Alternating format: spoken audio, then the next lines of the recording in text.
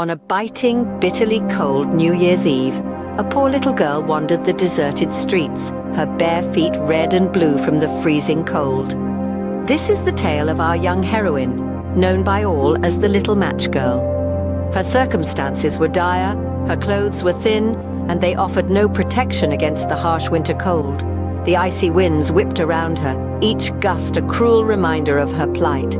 She was a small beacon of hope in the dark, her hand clutching tightly to a bundle of matches.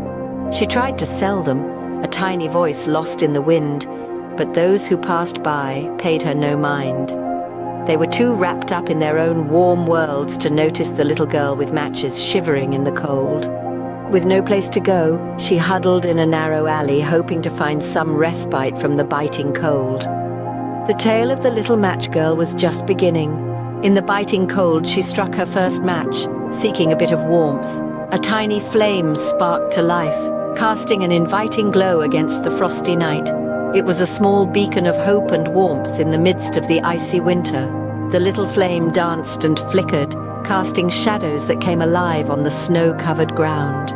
In its warm glow, the Little Match Girl saw a vision. She found herself in a room filled with the golden warmth of a roaring fire. A grand feast was laid out before her, a banquet of delicious treats that made her stomach rumble with longing.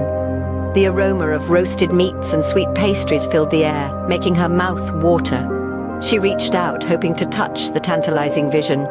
But as quickly as it had appeared, the vision vanished. The match had burned out. As the light from the match died out, so did the vision, leaving the little girl alone in the cold once more. Desperate for more warmth and comfort, she struck another match. And in the glow of that second match, a vision unfolded. It was a Christmas tree, but not just any tree. It was grander and brighter than anything she had ever seen before. Its branches were laden with glistening icicles, twinkling like stars in the night sky, while colorful baubles danced among the green needles. The tree stood tall and majestic, a beacon of hope in her harsh world. Candles flickered atop its branches, casting a warm, inviting glow. The sweet aroma of pine filled her senses, a comforting reminder of Christmas times past. The vision was so vivid, so real, she could almost reach out and touch it. As the second match dimmed, she hurriedly struck a third and another vision emerged. This time it was her beloved grandmother. Her face was bathed in the soft golden light of the match, her eyes sparkling with love and kindness. Her grandmother, the only person who had ever shown her tenderness, was there with her. There was a sense of peace, a sense of belonging that enveloped her as she basked in her grandmother's warmth. She listened to her grandmother's soothing voice, telling her tales of yore, making her feel loved and cherished.